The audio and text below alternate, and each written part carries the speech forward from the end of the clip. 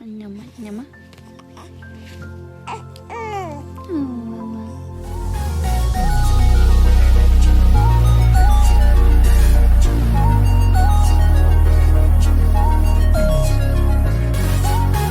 Sydel Curry Lee talks having her first child.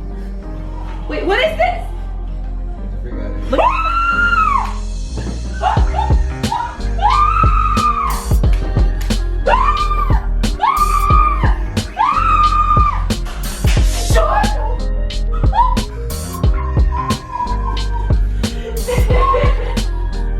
Hey, you have guests here. You guys have Maury running down the hallway. The moon juice! It was the moon water! What's up, guys? Probably should say with this, I'm not really doing anything. I have some stuff to shoot today, so I'm just doing my makeup really quickly.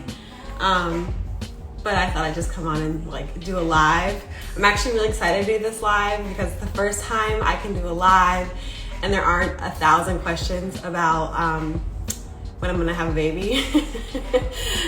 I'm really excited about this. So we can talk about it all. We can talk about literally anything. Like I said, I'm just doing my makeup. So I don't know how long it's gonna take me. I have to, like I said, I have to shoot like some footage or content. And so, yes, that is what we're doing today. See how fast I can do this while also answering questions.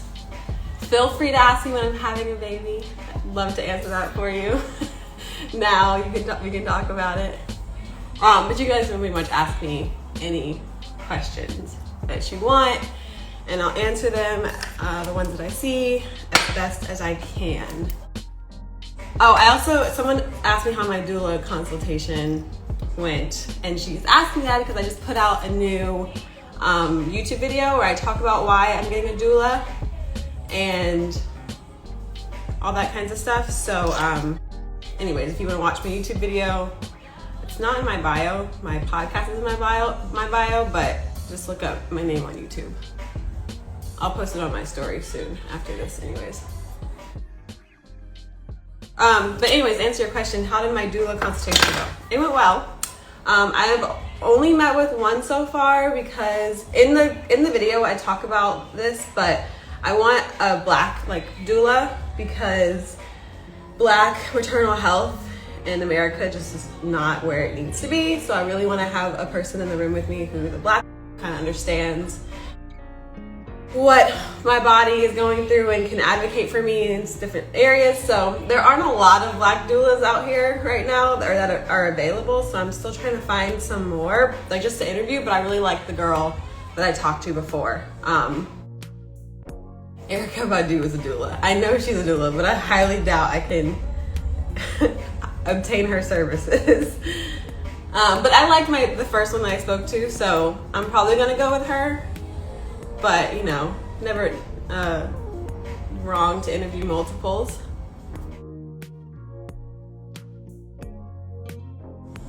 Everyone's Erica Badu. You guys are really like shooting for the stars for me.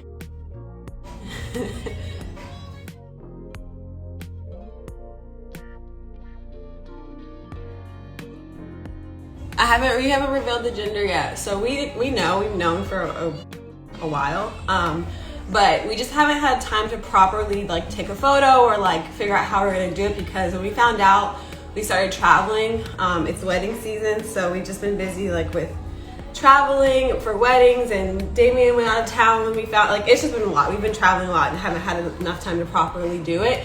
But on next Thursday, I'll be 25 weeks. I like to do like my big baby updates on Thursdays because that's when we reach our newer week.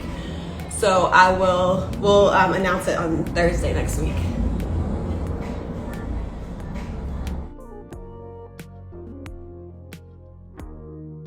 Yes, my family knows.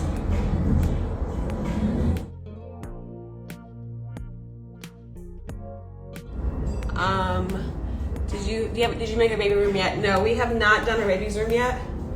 I'm not a decorator at all. That's just not what I do. So I'm procrastinating that as long as I possibly can.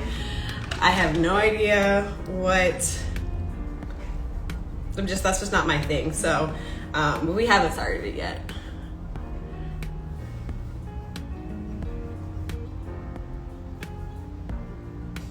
Has my skin changed since pregnancy? No, I have been very, very, very blessed to not have any bad breakouts.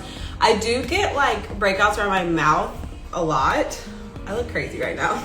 No one, actually I don't care.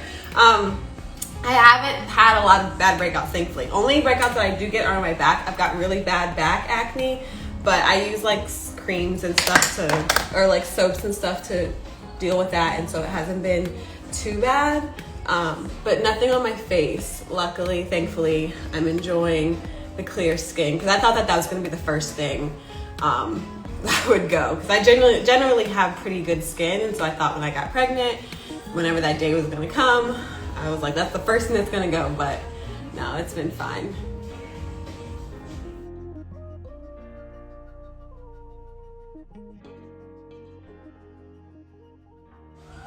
Do you plan on having your mom come stay with you after the baby? Absolutely. My mom and my mother-in-law have both, I'm pretty sure they've already talked about when they're gonna come.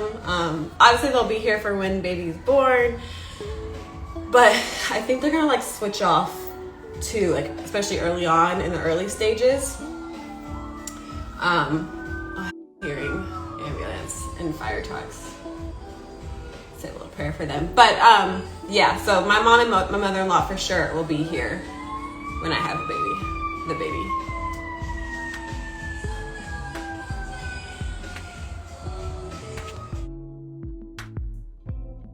For my back acne, I've just been using Dermalogica body wash. It's like in a yellow, it's a yellow formula. I can't remember what it's called, but the girl who does my eyebrows, she was telling me she had has back acne and had it when she was pregnant as well, and she used that body wash and it like cleared it up, and it really has cleared it up quite a bit. I mean, I still have some remnants there, like scarring, but it used to be like bumpy and really gross.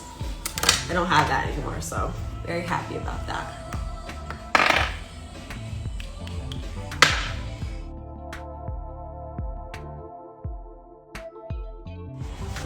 My camera's like low, but whatever.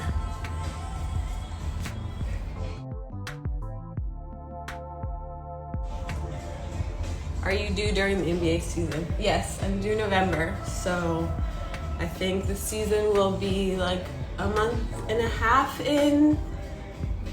Not very far. I'd rather be due at the beginning of the season than at the end, like around playoffs and stuff, when like games get real. I mean, Damion obviously, like, we're his main priority, so if he had to miss, he would, but I wouldn't want him to, so I'm very happy that baby's due then.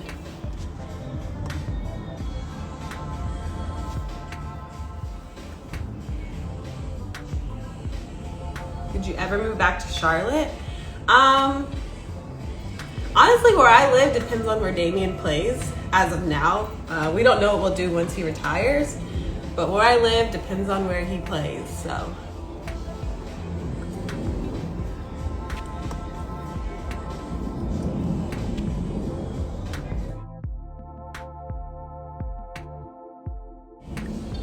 Yes, we have names picked out for both boy and girl babies. So yeah, we won't announce the names until or the name until baby is born. Where did my flash go? I put it out here.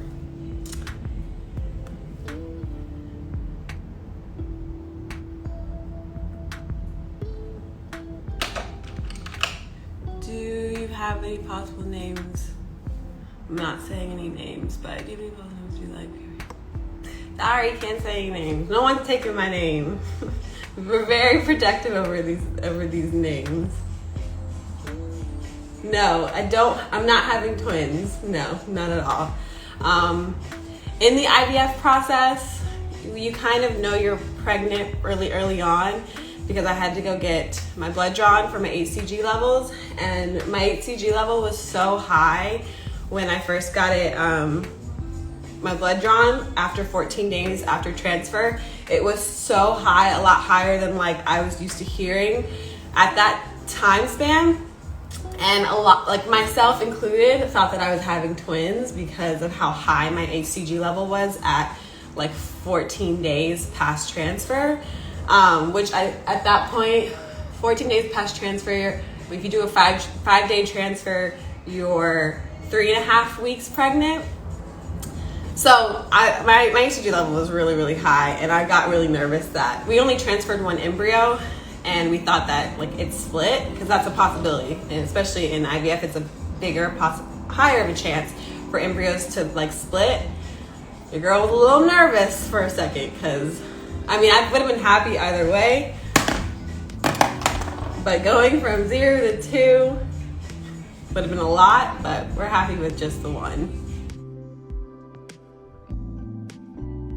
Yes, I'm the baby. I'm the youngest and the only girl out of my siblings. Do I like to eat more meats or salads? Definitely meats. No, I don't have any, I don't feel sick or anything now. I did for like a 6-week span. I was really nauseous. I only like vomited a couple of times, 2-3 times, thankfully, but I was asleep half the time anyway, so I wouldn't have had time to throw up anyways when I'm sleeping. But yeah, ever since I hit like 15, 16 weeks, I've been feeling really good. Every now and then, like some days I'll just be really tired again, but I feel like that's normal.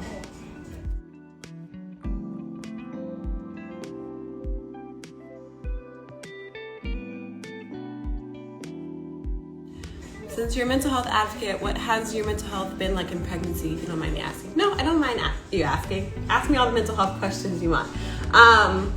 So to be honest, I think when I first found out I was pregnant, I went through with just like all the like hormonal changes, and I was by myself. When I found out I was pregnant, Damion was home maybe for, I don't know, like a couple of days, 5 days, and then he left to go on a long road trip.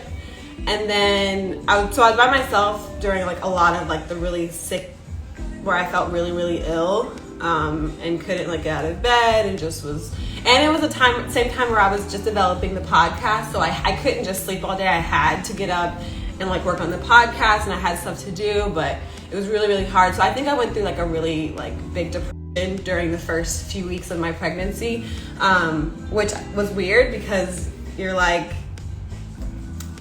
you prayed for this, you wanted this for so long, you know, why am I feeling like depressed? Like I literally was not feeling happy at all.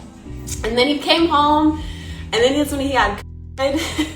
So like not only that happened, but then he finally came home after like 2.5 weeks, 3 weeks, and I was still by myself, like in the room, feeling sick. And then I think just again, like with all the ups and downs of the hormones, and then just like reflecting on like the past, like our journey getting here, it's normal to go through some kind of depression. I feel like it's something that I don't think people should be ashamed of. I was ashamed of it, to be honest. I was really ashamed because like I felt just ungrateful, but like I couldn't control it. I could not control it at all. So, but now I feel fine. Some days I still have my days. I still have hormones going through me, but it's nice to like be generally happy. Hello, Damion. Are you on your way home?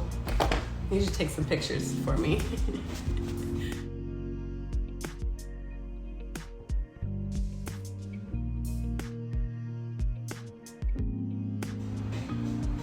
My favorite worship song, probably the song that got me through the most, like in the past year, was I Believe It. I think it's what it's called, by CeCe Winans, I believe. Don't quote me on that. It's called I Believe It, and that really got me through through it all. It helped a ton. So I highly recommend that song.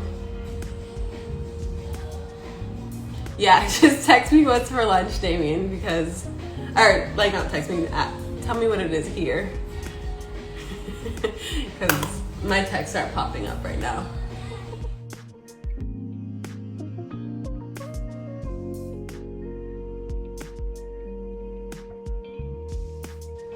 Do you remember what do you remember about living in Toronto? A lot. I love living in Toronto, actually. I always said I was gonna go back and like go to college or dang.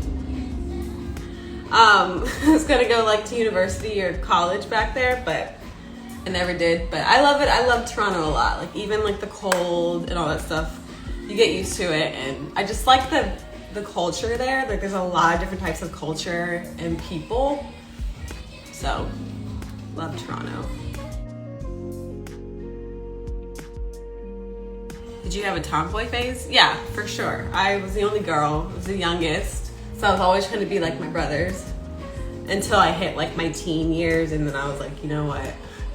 I can still be like athletic and sporty and also like wear purses and makeup and wear pink, all that kinds of stuff. The same thing as last time, Damion, please. Carne asada. That's what it was.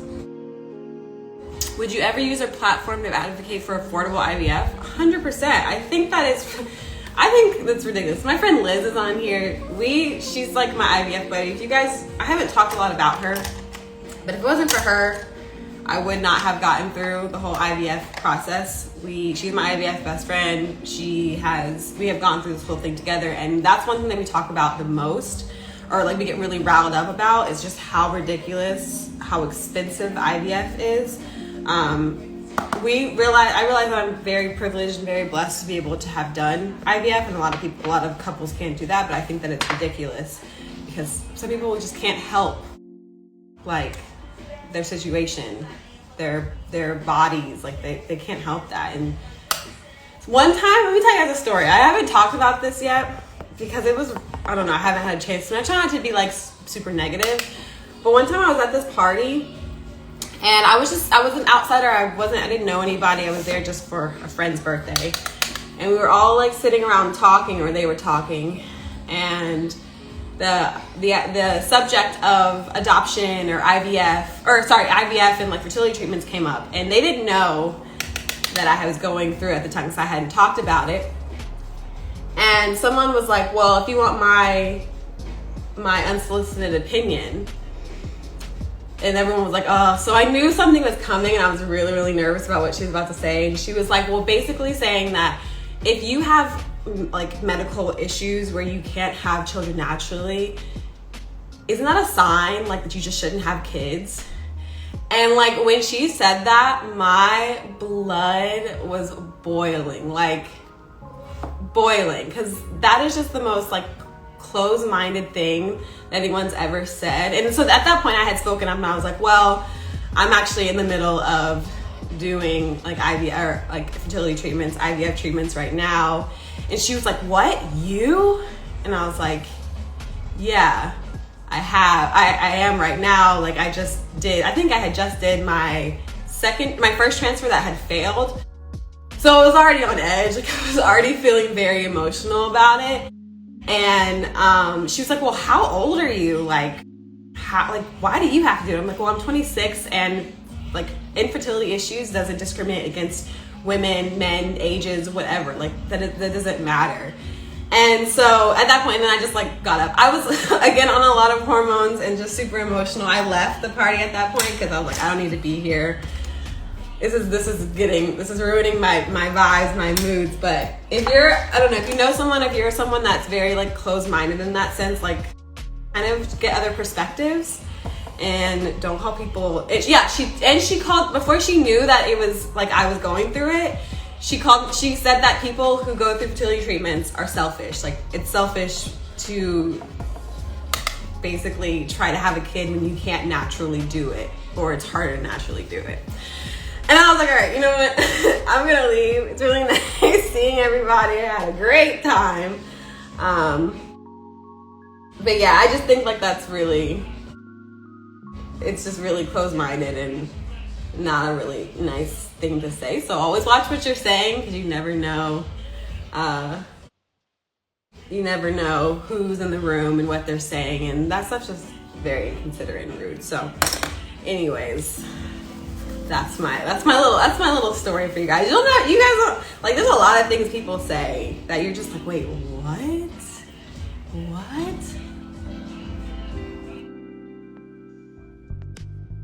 Exactly. God has ways of creating families in all different ways. Like science is amazing. Science is such an amazing thing. Science is an amazing thing, people. All right, anyways, let's bring it back up. Any other questions?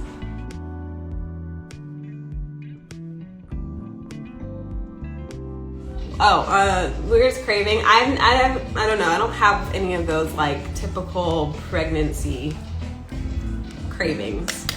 I just eat like random things. Like I think eating the cream of wheat was like the most random craving that I've had. Liz, I don't know her name.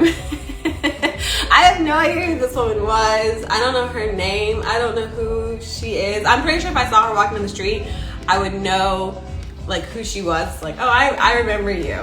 But I have no idea what her name is. It's okay. It's all right.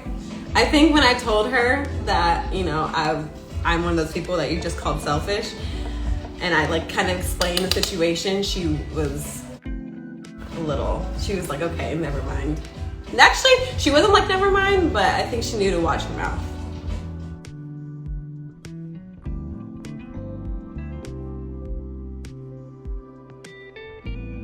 I was answering a question before I saw Liz's comment, so if anyone remembers what I was saying. Are you nervous for the glucose test? Yes, I'm very nervous. I'm not nervous like about the drink or anything. Not a lot of things gross me out. I'm just nervous about failing. Advice for anyone who's having trouble eating because of anxiety. That's a hard one. I think like sometimes we kind of have to force ourselves to eat because that's what we need to live and sustain. But I would say like what they tell pregnant people, especially when we're having a hard time eating, like eat small things. Like you don't have to have a full out meal. You don't have to like have a sit down 4-course meal. Just like eat small things throughout the day just to get something in your body, because if your body's feeling sustained and fulfilled, then that's going to play across as well in your mind. Liz, do the dogs know that I'm pregnant? They do. Nobu especially. Quavo, my golden doodle, has always been very clingy. But Nobu has been the sweetest thing, the sweetest dog in the entire world. He's just so loving, which is not like him at all. He's a rescue. He was very neglected when he was a baby. When we found him, he was not like he's not about people at all. And like seeing how he's been since I got pregnant has been the sweetest thing. I want to post a picture, I think, if I can like make it look better. It was like a very impromptu, just us at home chilling picture that Damion took, I think it was yesterday, and it just shows how loving he is.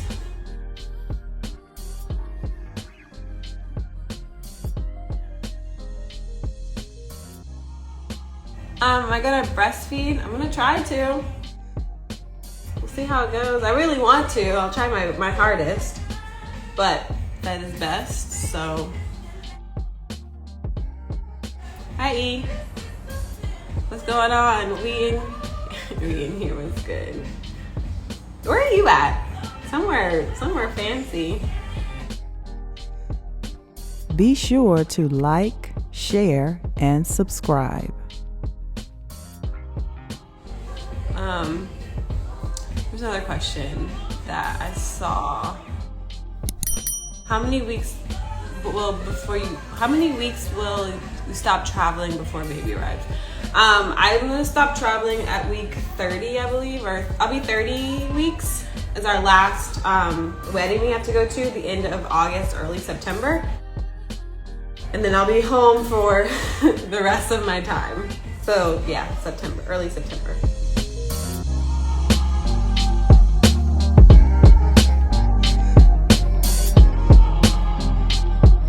Thanks for tuning in to Newborn Arrival.